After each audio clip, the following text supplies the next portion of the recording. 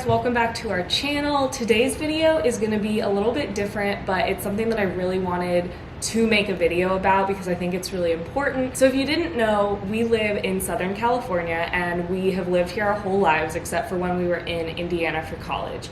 And living in Southern California or anywhere in California, there is always I don't want to say fear, but the potential of earthquakes. And so we've lived through some small earthquakes. Neither of us have experienced anything major. There are 4 earthquakes that I can remember. One, I was really young and it sounded like my dad was opening his sliding closet door upstairs, and then it turned out he was outside. That was an earthquake.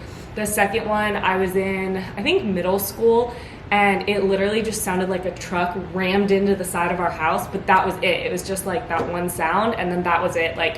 There was no shaking or anything. There was another one when I was in high school where it did start shaking, and Chloe kind of started freaking out, and I was about to get under a desk, but then it stopped. And then there was one last year, summer of 2019, and it was a very weird feeling because my whole family was downstairs, I was upstairs, and I was kneeling down on the ground doing something, and the shaking was very apparent. That was kind of the one time that I was okay, there's definitely shaking going on. So we have experienced some earthquakes, but we have been very fortunate, knock on wood, to not have experienced anything bigger than that. But now that we have moved out of our parents' houses, we figured it would probably be good to just make our own earthquake preparedness kit. I don't know if Rob has one at his house, at his parents' house, but... Nope. Okay, so he said no. But when I was in 6th grade, this was years ago, but one of our extra credit projects was to make an earthquake kit. And so we made one, and my sister made one when she was in that 6th grade class. So we've refreshed it, and we at least had something at my parents' house. But when we moved here, we literally would have nothing if there was a big earthquake. So we got a couple of things.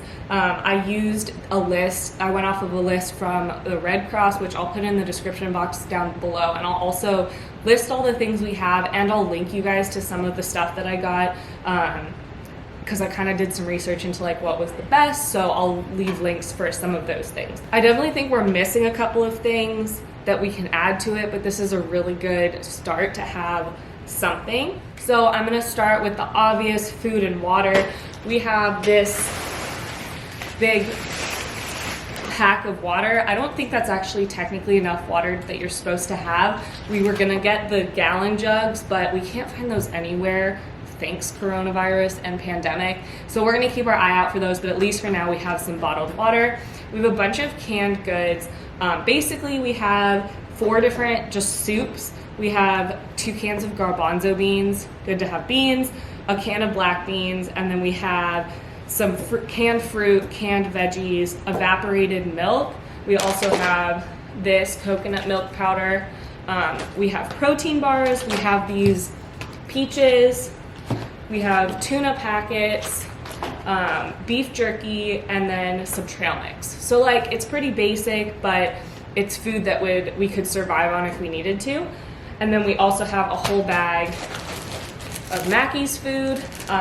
So this is something that I'm basically going to set a calendar reminder for in a couple of months to replace his food, because his food will go bad quicker, and I don't want to waste it, obviously, and I want him to have food. So that's something that I am going to continuously replace. Okay, so other than food and water, the next kind of category is going to be hygiene supplies or personal care supplies. So I just have a roll of paper towels and 2 rolls of toilet paper. Good to have. This is a roll of plastic trash bags, so this could be used for literally anything, but it's just good to have.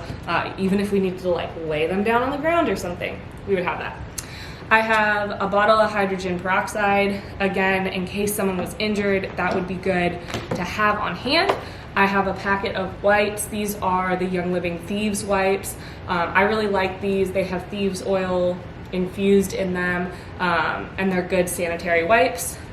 I have just a random bar of soap. It's something that we have extra of in the house, so why not just have a bar? And then I have this little toiletries bag, quote unquote. So I'll kind of just tell you what's in here. They recommend having any medications that you take as well in your box, so be sure to include that. I have contact lenses, I wear contacts, and so I have about a 10-day supply of contact lenses. I have this Thieves sanitizing spray, again, good for like sanitizing things. I have a little chapstick, I have toothpaste and a toothbrush. Again, that's not something that's absolutely essential, but we have extras, so why not put it in here? I was trying to decide what essential oils I would put in here, so I just decided on 2 because I could put my whole collection of oils in here, but I have Thieves. That's good for like immune system support. If there was like a cut or something that somebody had, we could use that. And then Peace and Calming for obvious reasons. And then the last thing I have in this little packet is some extra cash. I wasn't sure if I wanted to put cash in here or not, but you know, if something happened and we for some reason needed money and we couldn't get into our house, or you know, and if the banks are shut down, like it's very possible that there is a large earthquake in our lifetime that happens. And so I just wanted to put some in here just to feel a little safe. Okay, and then we have this first aid kit, which I got from Amazon. I'll link it in the description box below.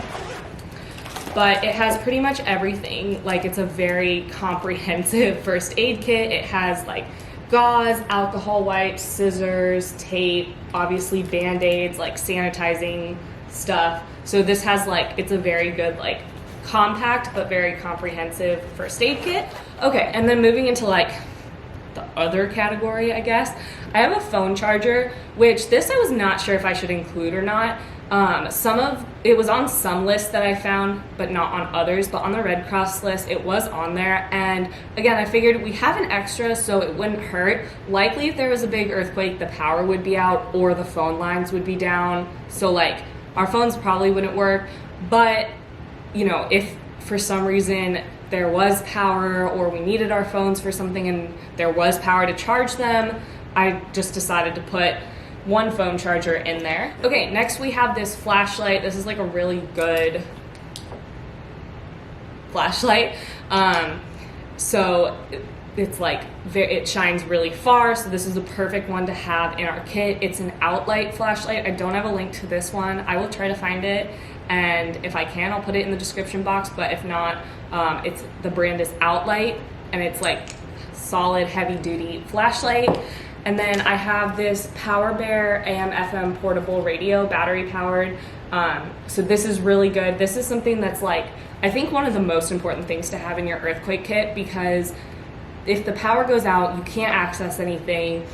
There's no way to like find out what's going on, what's safe, what's not safe. So this is like the best thing to have because they can report on the radio. It's portable. You just use batteries for it. So this I also got from Amazon, so I'll link it in the description box below as well. It just takes AA batteries, so this is a pretty standard like portable radio, but really important to have. And then on that note, I have extra batteries, so I have 2 sets for the radio, so AA, and then I have an extra set for the flashlight, which are AAA batteries, so extra batteries there. And then these are emergency thermal blankets.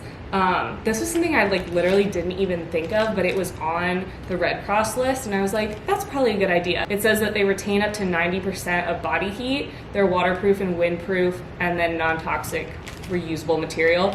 So there's 4 of them in here. When I thought about it more, I was like, that's actually probably a really good idea. If we were stuck outside, or if like for some reason it was really cold out and we didn't have heat, or if for some reason LA gets pretty chilly. if like the roof caved in and it was raining or something, we would have these blankets to protect us. Okay, so that is everything that we have in our earthquake kit. Like I said, I'm sure there's some things that we're missing. If you can think of something that we're missing, please let us know so we can add it to our kit. But I think this is a pretty good start. The thing about living in Southern California, especially growing up here, is you kind of don't realize the threat of earthquakes. Like I said, we've been fortunate enough, knock on wood, a million times, to have never experienced a large earthquake. but we live very close to the San Andreas Fault. There's other faults all around us, so it is very possible. You know, scientists have been saying for years that the big earthquake's coming, and you just never know with earthquakes. Like, they could cause a lot of damage, they could cause not a lot of damage. The nice thing about like living in an area where that is more prone to earthquakes is we do have a lot of earthquake safety, like earthquake retrofitting of buildings and other stuff. Well, I think at least for us, I'm not too worried about like the buildings and stuff collapsing. It's like the fire and stuff that gets triggered after. Yeah. And also just the lack of resources. That's going to be that's the most dangerous. That's why we have our kit, Did right? you get good stuff, like good food? Yeah. So I hope that didn't like scare anybody. I personally am terrified of earthquakes, and you know, because I grew up here, it kind of is just like, and because we've never experienced something big, knock on wood, it's kind of just like, okay, it is what it is, we're prepared. So I know this video was a little bit different, but I hope it helped some of you. I hope it encouraged you to make an earthquake kit if you live somewhere that's earthquake prone and you don't have one, or just make a general like emergency preparedness kit. There are types of natural disasters that can happen literally in every single part of the country and the world. So you should have a kit regardless. It might look a little bit different, but I feel like this is typically what you should have for emergency preparedness. So that's all I got, guys. Thank you so much for watching. If you liked this video, be sure to give it a thumbs up. Please, please, please let me know down in the comments if I forgot something. And be sure to subscribe to our channel so you don't miss another video. And that's all I got, guys. Thank you so much for watching. See you in the next one.